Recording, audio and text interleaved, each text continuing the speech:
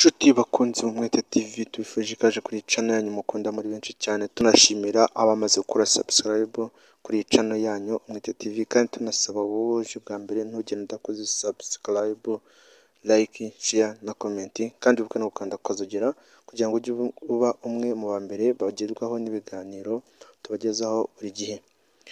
Uyu munsi rero tugiye kubagezaho bimwe mu byo Jean Gatabazi, Minisitiri w'ubutegetsi bw'igihugu ibyo atangaje ku bijyanye n'ifungurwa ry'insengero ndetse n'iterambere ry'urubyiruko,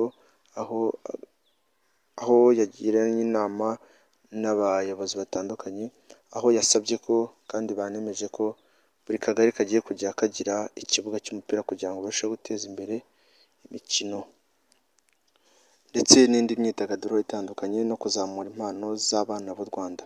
Rero nimucikwe ni muri aya makuru, ikaze.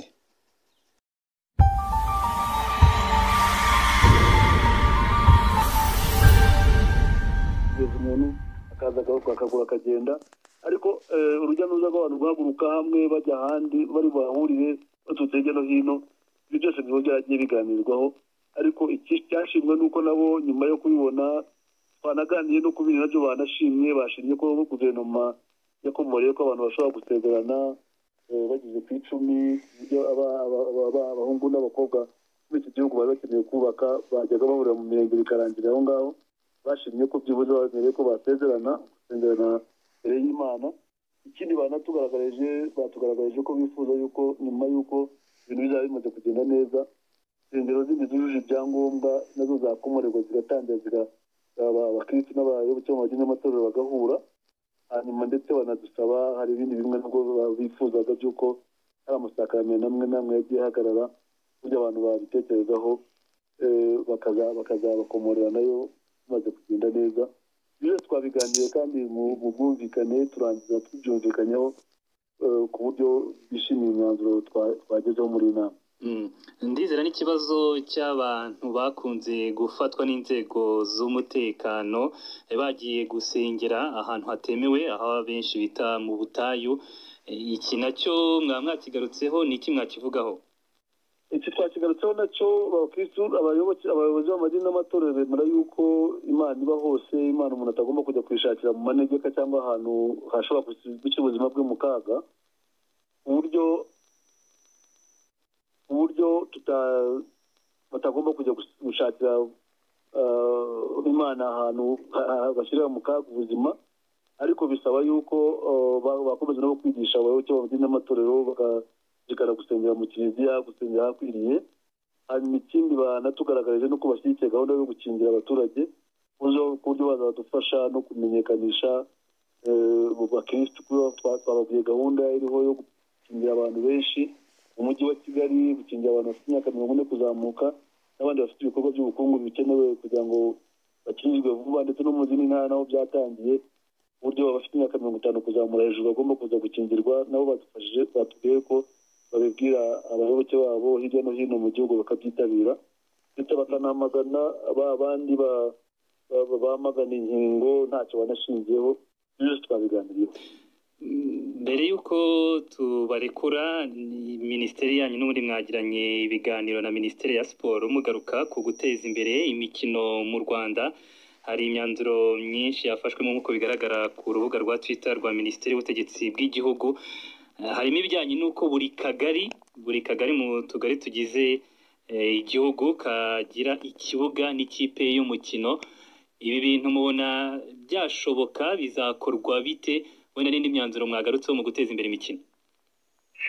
Mu nama twajyanye na Minisiteri y'urubyiruko, abayobozi b'uturere, abayobozi b'amakipe, abayobozi ba njyanama z'uturere, twaganiraga ku buzima bwa siporo mu turere twose, kugira ngo dushyigikire siporo mu gihugu nk'umuyoboro mwiza w'ubukangurambaga, umuyoboro mwiza wo gufasha abaturage kugira morale. Abaturage bamara icyumweru bakora, bakeneye kuruhuka, bakajya kureba umupira, ndetse hakabaho n'uburyo bwo gukurikirana impano z'abana bacu b'Abanyarwanda, tukazitangira bakiri batoya, uburyo dushobora kubonamo abakinnyi mu makipe mu mikino inyuranye, yaba iy'ingororamubiri, yaba iy'intoki, yaba iy'amaguru n'ibindi. Ibyo rero kugira ngo bishoboke kubaho, kandi biri no muri manifesto porogaramu yatsinze amatora ya RTF, ndetse bikaba no muri gahunda yo kwihutisha iterambere ry'ubukungu yemejwe muri myaka 7 ya guverinoma.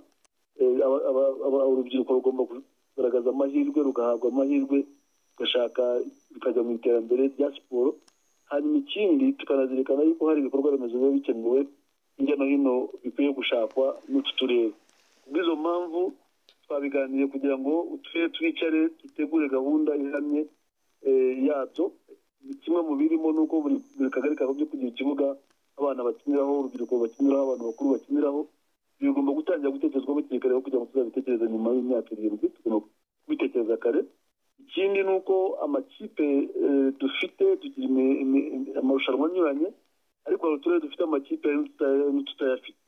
Usanga uturere dufite amakipe wenda twitwa ko tuvunika, tutayafite tukaba twigaramiye, kandi abaturage bose bakeneye kugira amakipe, bakabona umupira, bakabona aho bidagadurira, bakabona aho baruhukira mu weekend no mu bindi bihe byo kwidagadura. Uretse twabiganiraho byose biragorana mu ntangiriro no kubyumva, ariko hari uturere tugaragaza ubudasa, za Bugesera, za Gisagara, za Jimunaze, uturere tumwe na tumwe dufite amakipe hirya no hino mujya mwumva. Turashaka ko buri karere kuva ko bafite inshingano yo guteza imbere siporo mu baturage bayo, kugira ngo abaturage bagire morale, bamererwe neza. Nituva muri guma mu rugo, abantu muri guma mu rugo no muri za gahunda zo kurwanya COVID-19 imaze kugabanuka, abantu banezerwe, bishime, ariko tunagorore n'umubiri, kandi siporo ni ubuzima. Siporo ni ituma abantu bashobora kumara igihe kirekire. Twabiganireho rero, tuzabishakira n'ingamba. Burya ingengo y'imari si cyo kibazo ni ukutagira igitekerezo no kutagira gahunda.